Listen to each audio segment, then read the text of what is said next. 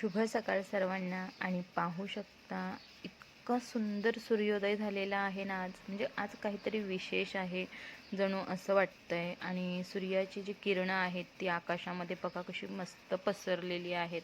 आणि आकाशामध्ये ना किती प्रकारचे रंग दिसत आहेत हे पहा.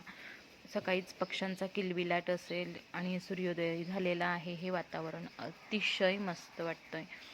तर इथे पाहू शकता कामं सगळी आता आवरलेली आहेत आणि मी आता फ्री झालेली आहे. तर म्हटलं चला हे पार्सल आलेलं आहे तर ते तुमच्यासोबत सुद्धा शेअर करावं. तर ह्या खारवलेल्या कैऱ्या आहेत आणि ह्या ना मीठ पाण्यामध्ये खारवून ठेवल्या जातात. तर वर्षभर टिकतात. अगदी लोणच्यासारखंच असतं. आणि मच्छीचं असेल किंवा एखादी भाजी असेल, म्हणजे व्हेज जरी असो किंवा नॉनव्हेज असो, त्यामध्ये कैरीचा वापर आपण जसा टोमॅटो चिंचेचा करतो ना तसा कैरीचा वापर केला जातो. तर कधी खारवलेल्या कधी सुकवलेल्या असतात. आणि ह्या पालघर साईडला जास्त प्रमाणात करतात बरं का. तर ह्या दर्शनाताईंनी मला दिलेल्या आहेत. आणि इकडे चाई किंवा कोणी म्हणू शकतो आलकंद, जे पावसाळ्यात आपण आळू लावतो त्या आळूचे फतफद किंवा आळू वड्या बनवतो ना त्याचं हे कंद आहे.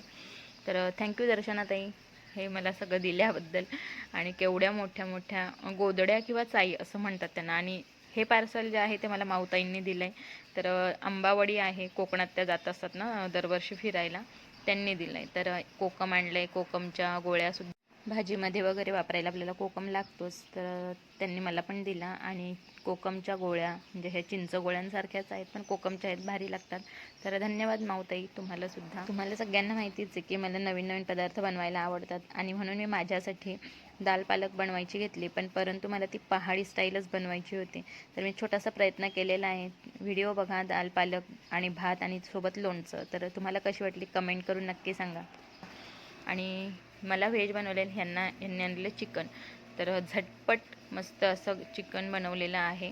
आणि सिक्रेट माहिती आहे त्यामध्ये बटाटा घातलेला आहे, कारण बटाटा आणि चिकन यांचं कॉम्बिनेशन खूप छान लागतं. आणि फ्राय केलेलं आहे पुढे बघालच. तर असं सगळं मॅरिनेट करून घेतलं.